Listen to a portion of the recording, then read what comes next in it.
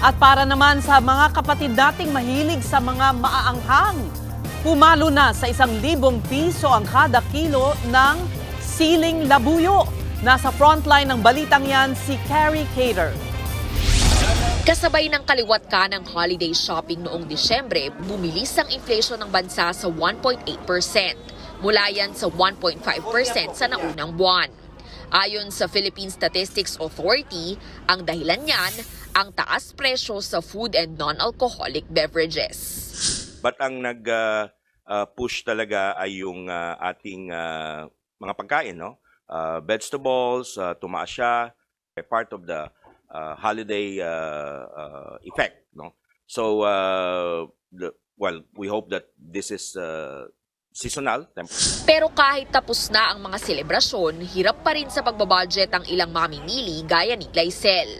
Napaatras pa nga siya sa pagbili ng siling labuyo. Ano na lang, paminta, daming paminta. Wala nang pagbaba, puro pagtaas na lang. Hindi ka lang mapapailing sa anghang ng siling labuyo gaya niyan, kundi pati sa taas ng presyo. Sa palengke ngang ito, may mga nagbebenta pa ng 800 pesos kada kilo.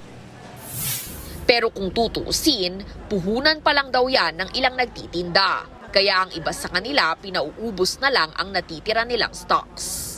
Ang siling labuyo, umabot lang naman yan ng worth 1,000. Kulang sa supply. Sa nakalap ng News 5, pumalo pa ng 1,200 pesos ang kada kilo sa ilang lugar. Malaking taas kumpara sa hanggang 300 pesos na halaga ng siling labuyo noon. Bukod dyan, tumaas din ang presyo ng kalamansi at kamatis. Pareho itong umaabot ngayon sa 230 pesos kada kilo mula sa dating nasa 100 pesos lang. Sa datos ng Samahang Industriya ng Agrikultura o SINAG, lumalabas na doble o higit pa ang ipinatong sa presyo ng ilang agricultural commodities. Sa kaso nga raw ng siling labuyo, 500 hanggang 600 pesos kada kilo ang puhunan. Kaya pagdating sa mga pamilihan, 700 pesos lang daw dapat ang pinakamahal. Plus 50 sana sa gulay, usually okay na. Kahit sabihin mong plus 100. Actually, profiteering na yan. Dagdag pa ng SINAG, dapat tingnan ng DA kung posibleng may nananamantala at higpitan pa ang regulasyon sa mga trader at middleman. Nagbabalita mula sa Frontline, Carrie Cater, News 5. Mga kapatid, Cheryl Hosing po. Maging maalam at may pakialam sa mga napapanahong issue at headlines. Mag-follow at mag-subscribe na sa social media pages ng News 5.